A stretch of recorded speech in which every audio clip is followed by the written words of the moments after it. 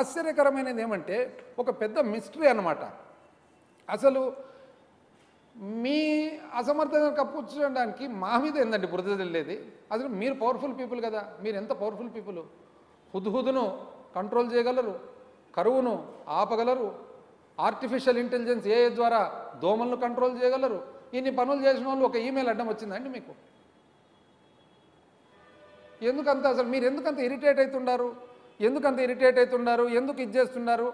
మాది straight question, సూటి ప్రశ్న ఒకటి. ఏమని? అప్పు చేయడం కరెక్టా కాదా మీరు చెప్పండి. అంటే మేము అప్పు చేస్తేనేమో తప్పు, మీరు అప్పు చేస్తేనేమో ఒప్పు. మేము అప్పు చేస్తేనేమో తప్పు, మీరు అప్పు చేస్తేనేమో ఒప్పు. అసలు మాకన్నా కనీసము ఎన్ని ఇబ్బందులు ఎదుర్కొన్నాము. మీ 2014 నుంచి 19 అన్ని సగంలో వదిలిపెట్టిపోయిన అసమర్థత పాలన, పోలవరం సగం, రాజధాని సగం, టిడ్కో సగం, అన్ని సగం. విపరీతమైన పెండింగ్ బిల్లులు పెట్టిపోతున్నప్పుడు ఇవన్నీ కాక మాకు కోవిడ్ వచ్చింది. మీకు లేదు కదండి. ఈ ఇబ్బందులు ఏముండే చెప్పండి? ఏ ఇబ్బందులు లేకుండా అసలు ఎక్కడికి పోతుంది అని నిజం చెప్పాలంటే ఇప్పుడు 2023-24 అండి, 23-24 మేము దిగిపోయిన సంవత్సరం. 2024-25 మీ సంవత్సరం, మీ మొదటి సంవత్సరం చూసుకుంటే మీది మొత్తము బడ్జెట్ వచ్చేసి 2,45,000, రౌండ్ ఫిగర్స్ చెప్తాను, 2,45,000 మీది, మాది 2,36,000. అందులో మీ 2,45,000లో 1,18,000 జీతాలు పెన్షన్లు అయిపోయింది. మాది 1,03,000 జీతాలు పెన్షన్లు అయిపోయింది. అంటే మీ దగ్గర గ్యాప్ ఎంత ఉంది? మీకు 1,08,000 కోట్లు మీ దగ్గర గ్యాప్ ఉంది, మా దగ్గర 1,09,000 కోట్లు గ్యాప్ ఉంది. 2,000 ఉంది తేడా. మళ్ళీ 2,000 కదా తేడా ఉండేది. ఆ 2,000లో మీరు ఒక పెన్షన్లు పెంపుదల తప్ప ఫస్ట్ సంవత్సరం ఏం చేసినారు అని. ఇవన్నీ ఎక్కడ పోయినాయి? మేము చేసినవి జగనన్న అమ్మఒడి, జగనన్న వసతి దీవెన, జగనన్న విద్యా దీవెన, జగనన్న విదేశీ విద్యా దీవెన, జగనన్న వైఎస్ఆర్ రైతు భరోసా, వైఎస్ఆర్ 0 వడ్డీ పంట రుణాలు, వైఎస్ఆర్ ఫ్రీ క్రాప్ ఇన్సూరెన్స్, పంటల బీమా, అదేవిధంగా ఇన్పుట్ సబ్సిడీ రైతులకు, మత్స్యకార భరోసా, 0 వడ్డీ, పెన్షన్ కానుక, చేయూత, ఆసర, నేతన్న నేస్తం, చేదోడు, లా నేస్తం, వాహనమిత్ర, ఆరోగ్యశ్రీ, మరి ఈబీసీ నేస్తం, ఆరోగ్యశ్రీ, కళ్యాణమస్తు, తోడు, జగనన్న గోరుముద్ద, పోషణ, ఇవన్నీ ఏమీ ఇవ్వలేదే మీరు. అంటే ఎక్కడ పోయినట్లు డబ్బులని మేము అడగాల ప్రశ్న, ఎక్కడికి పోయిన డబ్బులని? అసలు ఆశ్చర్యకరంగా ఉందన్నమాట. మరి ఏమనంటే అప్పులు అంటారు. మీ ప్రకారంగా చూస్తే ఒకసారి చూడండి, మీరు 2014 నుంచి 19 సంవత్సరం మీద సంవత్సరం ఏ శాతం అప్పులు చేసినారు? 22% చేసినారు. మేము సంవత్సరం మీద సంవత్సరం 13% చేసినది. మాది పెద్ద తప్పు అంటారు, మీది ఒప్పు అంటారు. అంటే సామాన్య మానవునికి అర్థమయ్యేదానికి 2014 నుంచి 19 మీ ప్రభుత్వంలో ప్రతి ₹1,00,000 మీరు ప్రతి సంవత్సరం 22,000, అంటే లక్షకు 22,000, 100కు ₹22 మీరు అప్పు చేసినారు ప్రతి సంవత్సరం. అంటే ఒక సంవత్సరము 100కు 22, వచ్చే సంవత్సరం 122 మీద మళ్ళీ 24, అట్లా మీరు సంవత్సరం మీద సంవత్సరం ₹22 చేసినారు. మేము 13 చేసిండేది. మాది పెద్ద తప్పంట్రీ. అప్పే చేయలేదు మీరు అన్నట్లు చెప్తిరి. ఇవన్నీ చూడండి ఏం చేసినారు ఈ డబ్బులంతా. మీరు జూన్ 24 మీరు ప్రభుత్వం ఏర్పాటు చేస్తానే జూన్ 24 6,000 కోట్లు అప్పు చేస్తారు, జూలై 24 10,000 కోట్లు అప్పు చేస్తారు, ఆగస్టు 24 3,000 కోట్లు అప్పు చేస్తారు, సెప్టెంబర్ 24 4,000 కోట్లు అప్పు చేస్తారు, అక్టోబర్ 24 6,000 కోట్లు అప్పు చేస్తారు, నవంబర్ 24 4,000 కోట్లు అప్పు చేస్తారు, డిసెంబర్లో ఎప్పుడు లేని విధంగా 9,237, అంటే ఒకసారి 10,000 ఒకసారి 9,200, చరిత్రలోనే ఎప్పుడు లేవు మీరు తప్ప. మళ్ళీ ఫిబ్రవరిలో 7,000 కోట్లు అప్పు చేస్తారు. ఆ తర్వాత మళ్ళీ ఈ ఫిబ్రవరి మళ్ళీ 5,820 కోట్లు చేస్తారు. మళ్ళీ మార్చిలో 3,600 కోట్లు చేస్తారు. మళ్ళీ మార్చిలో ఇంకోసారి 4,548 కోట్లు చేస్తారు. ఏప్రిల్లో ఈ సంవత్సరం 5,750 కోట్లు చేస్తారు. మేలో 6,822 కోట్లు చేస్తారు. జూన్లో 7,000 కోట్లు చేస్తారు. జూలైలో మళ్ళీ జూన్లో 10వ తారీఖు, అంటే జూన్ 3వ తారీఖు 7,000, జూన్ 10వ తారీఖు వారానికే మళ్ళీ 7,000 చేస్తారు. అప్పు అప్పు అప్పు అంటారు. అంటే ఇప్పుడు మాకు అర్థం కాని ఏమంటే ఇప్పుడు ఎందుకు మా మీద దేశద్రోహము అంటే మీరు చేసిన అప్పులు ఎందుకు చేస్తున్నారని చెప్పి అడుగునందుక మా మీద దేశద్రోహం? లేదా మీరు 2024 ఎన్నికల ముందర శ్రీలంక అని చెప్పి 14 లక్షల కోట్లు, 13 లక్షల కోట్లు, 11 లక్షల కోట్లు మట్కా నంబర్లు చెప్పినట్లు చెప్పి తీరా ఎన్నికలు అయిపోయిన తర్వాత కేశవ్ గారు ఆర్థిక శాఖ మంత్రివర్యులు మీ నోట్తో మీరు చెప్పిన మాట 5,19,192 కోట్లు, ఐ రిపీట్ 5,19,192 కోట్లు అప్పని చెప్పి అసెంబ్లీ సాక్షిగా మీరు కాదండి చెప్పినది. అప్పుడెందుకు 14 లక్షల కోట్లు చెప్పినారు? ఎలక్షన్లు అయిపోయినాక ఎందుకు 5,19,000 కోట్లు చెప్పినారు? ప్రజలను ఎందుకు మభ్యపెట్టి తప్పుదారి పల్లించినారని మేము అడిగినందుక మా మీద దేశద్రోహము. అంటే ఎన్నికల ముందర కరెంటు ఛార్జీలు పెంచనే పెంచము, మాకు విద్యుత్ ఎట్లా తయారు చేయాలో తెలుసు, తక్కువకు చేస్తామని చెప్పి ఈరోజు ప్రతి 100 రూపాయలకు 150 రూపాయలు కడుతున్నారు కరెంటు బిల్లు.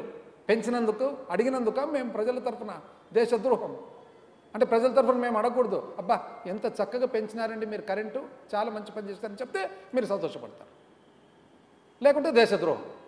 రైతులకు ఏమన్నా సాయం చేసినారంటే రైతులు ఈరోజు చిత్తూరులో మామిడి తోటల రైతుల పరిస్థితి ఏమి, అంతకుముందు పొగాకు రైతుల పరిస్థితి ఏమి, బయట అసలు ఇన్పుట్ సబ్సిడీ పరిస్థితి ఏమి, అసలు బీమా పరిస్థితి ఏమి, మేము కట్టేవాళ్ళము ఇన్సూరెన్స్ మేమే, ఇప్పుడు కడుతున్నారండి మీరు. ఇట్లా చెప్పుకుంటూ పోతే రైతులకు ఏమాత్రం మీరు సాయం చేస్తున్నారు. ఇది అడిగినందుక రైతుల తరఫున మా మీద దేశద్రోహం.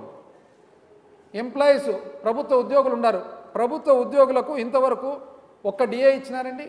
మేము ఏర్పాటు చేసిన పిఆర్సీ కూడా బర్తరఫ్ తీసేస్తే కొత్త పిఆర్సీ ఏర్పాటు చేసినారా మీరు?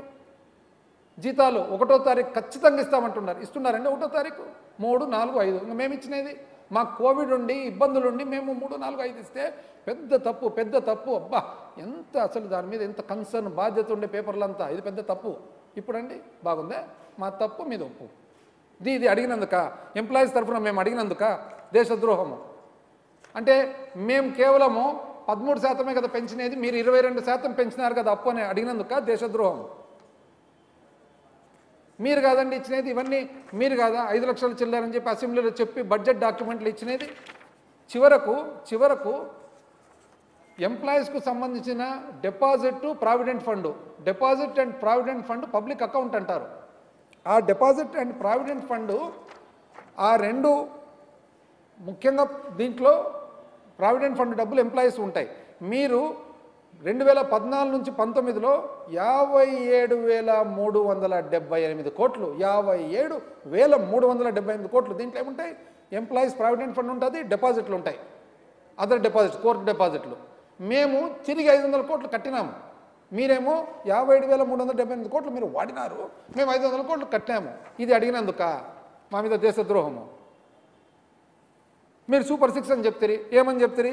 యువతకు 20 లక్షల ఉపాధి అవకాశాలు లేదా 3,000 ఇస్తామని యువత అడుగుతున్నారు మమ్మల్ని వచ్చి. అంటే ప్రతిపక్ష పాత్ర మేమేం చేయాలా? మంచిదిలేమో, బాగుంది, సంతోషం, ఇవ్వకపోవడం అని మేము చెప్పాలా? అదే మీ కోరిక? అడిగితే దేశద్రోహం. తల్లికి వందనం ఇప్పుడు ఇచ్చినారు, 85 లక్షల మందికి ఇవ్వాల్సినది 65 లక్షల మందికి మాత్రమే ఇచ్చినారు, 20 లక్షల మందిని పక్కన పెట్టినారు. ప్రతి 100లో 20 మందికి రావడం లేదు, ఏదో ఒక కారణం చెప్పి. అది అడిగినందుక దేశద్రోహము. అన్నదాత సుఖీభావ ఇచ్చినారండి రైతులకేమన్నా, అది అడిగినందుక దేశద్రోహము. దీపం 3 సిలిండర్లు అంట, 1 సిలిండర్ ఇచ్చినారు అరకొర పావు దీపం, అది అడిగినందుక దేశద్రోహము. ఆడబిడ్డ అనేది పాపం ఇంట్లో ఆడవాళ్ళు అయితే ప్రతి ఒక్కరు నెలకు 1500 అమ్మ లెక్కలేసి చూపిస్తారు. ప్రజలు అడుగుతున్నారు, ప్రతిపక్ష పాత్ర మేము పోషించక తప్పదు. ప్రజలు మమ్మల్ని అడిగేటప్పుడు మేము అడగాలి కదా మిమ్మల్ని. మీరు ప్రభుత్వం ఏర్పాటు చేసుకునేదే ఈ సూపర్ 6తోనే కదా, అది అడిగితే దేశద్రోహం. ఉచిత బస్సు ఎక్కడ అక్క చెల్లెంలు ఎక్కడి నుంచి ఎక్కడికన్నా పోవచ్చు అంటే శ్రీకాకుళం ఎక్కి డైరెక్ట్ తిరుపతి వరకు పోవచ్చని అనుకున్నారు పాపం. ఇక్కడ నెల్లూరు ఎక్కి డైరెక్ట్ సింహాచలం పోవచ్చని అనుకో. ఇప్పుడు ఏమంటున్నారు? జిల్లాలో మాత్రమే అని సింపుల్గా చెప్తారు. అంటే ఇప్పుడు గుంటూరు విజయవాడ మధ్యలో వారధి ఉంది. అంటే ఇప్పుడు విజయవాడ వాళ్ళు కృష్ణా జిల్లా వాళ్ళు ఎవరన్నా రావాలంటే వారధి ఆ పక్క దిగి నడుచుకుంటూ వచ్చి మళ్ళీ బస్ ఛార్జ్ కట్టాలి, అంతేనా? అంతే కదా మీరు చెప్పే ప్రకారంగా. ఇది అడిగితే దేశద్రోహం.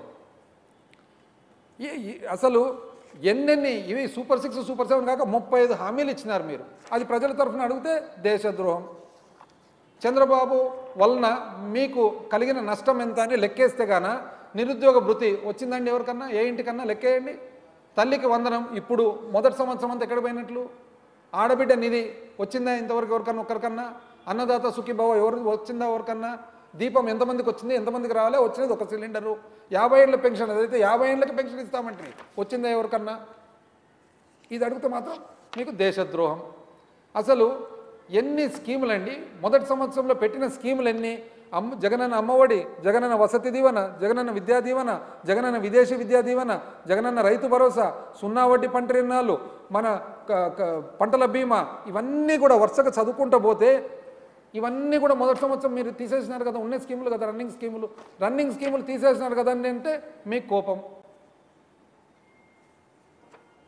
అసలు ఇంకోటి, మొన్న కేశవ్ గారు ఏమంటారంటే జీతాల బిల్ అంట 90% ఉందంట, తెలంగాణలో మాత్రం తక్కువ ఉందంట. అవును చెప్తా. 2019-20 మీరు దిగిపోయిన తర్వాత ఫస్ట్ మా సంవత్సరం ఎంత ఉండిందండి? రాష్ట్ర సొంత ఆదాయం వచ్చేసి 61,146 కోట్లు, 61,146 కోట్లు. ఆ రోజు జీతాలు ఎంత? మేము ప్రభుత్వం ఏర్పాటు చేసినప్పుడు 53,051 కోటి. అంటే ఎంతండి? 87%. 87%. అంటే మీరు మాకు ఇచ్చినప్పుడు 87% ఫస్ట్ సంవత్సరం. 2024-25 మేము దిగిపోయేటప్పుడు మీకు ఎంతండి ఇచ్చిండేది? రాష్ట్ర సొంత ఆదాయం వచ్చేసి 1,01,985 కోట్లు. అంటే అందాజుగా 1,02,000 కోట్లు. జీతాల బిల్లు ఎంతండి? 89,008 కోట్లు. అంటే 89,000 కోట్లు, ఎగ్జాక్ట్లీ 87%. మేము ఎక్కినప్పుడు 87% ఉంది, మేము దిగినప్పుడు కూడా మీకు హ్యాండ్ ఓవర్ చేసినప్పుడు 87% ఉంది. మీకేదో చాలా ఇబ్బంది జరిగినట్లు, చాలా ఇది జరిగినట్లు. ఇది అడిగితే మాత్రము మళ్ళీ మీకు కోపము, దేశద్రోహము. మేము క్యాలెండర్ పెట్టింటాం కదండి, ఏమేమి పెట్టింటివి? ఏప్రిల్లో జగనన్న వసతి దీవెన, వైఎస్ఆర్ వడ్డీ లేని రుణాలు, మేలో జగనన్న విద్యా దీవెన, వైఎస్ఆర్ ఉచిత పంటల బీమా, వైఎస్ఆర్ రైతు భరోసా, వైఎస్ఆర్ మత్స్యకార భరోసా డీజిలు, జూన్లో జగనన్న అమ్మఒడి, జూలైలో జగనన్న విద్యా కానుక, వైఎస్ఆర్ వాహనమిత్ర, వైఎస్ఆర్ కాపు నేస్తం, జగనన్న తోడు మిగిలిపోయిన లబ్ధిదారులకు పథకాలు, ఆగస్టులో జగనన్న విద్యా దీవెన, వైఎస్ఆర్ నేతన్న నేస్తం, సెప్టెంబర్లో వైఎస్ఆర్ చేయూత, అక్టోబర్లో వైఎస్ఆర్ రైతు భరోసా 2వ విడత, నవంబర్లో జగనన్న విద్యా దీవెన, వైఎస్ఆర్ 0 వడ్డీ రుణాలు, డిసెంబర్లో వైఎస్ఆర్ ఈబీసీ నేస్తం, వైఎస్ఆర్ లా నేస్తం, మిగిలిపోయిన లబ్ధిదారుల పథకాల వర్తింపు, జనవరిలో వైఎస్ఆర్ రైతు భరోసా, వైఎస్ఆర్ ఆసరా, జగనన్న తోడు చిరు వ్యాపారాలకు, వైఎస్ఆర్ పెన్షన్ కానుక, పెన్షన్ పెంపు, ఫిబ్రవరిలో జగనన్న విద్యా దీవెన, జగనన్న చేదోడు టైలర్లు, నాయి బ్రాహ్మణులు, రజకులకు, మార్చిలో ఎంఎస్ఎంఈలకు ప్రోత్సాహాలు, చిన్న పరిశ్రమలకు. మా క్యాలెండరు ఇంతవరకు, ఈ క్యాలెండర్ ఏమన్నా మీకు ఉందనని తెలుసునా? అది అడిగితే మాత్రము మీకు కోపం, దేశద్రోహం. అసలు ఫస్ట్ పాయింట్ అండి మీకు తెలియాల్సినది, క్యాబినెట్ మీటింగ్ పెట్టినారు. ఏం మాట్లాడినారు క్యాబినెట్ మీటింగ్లో?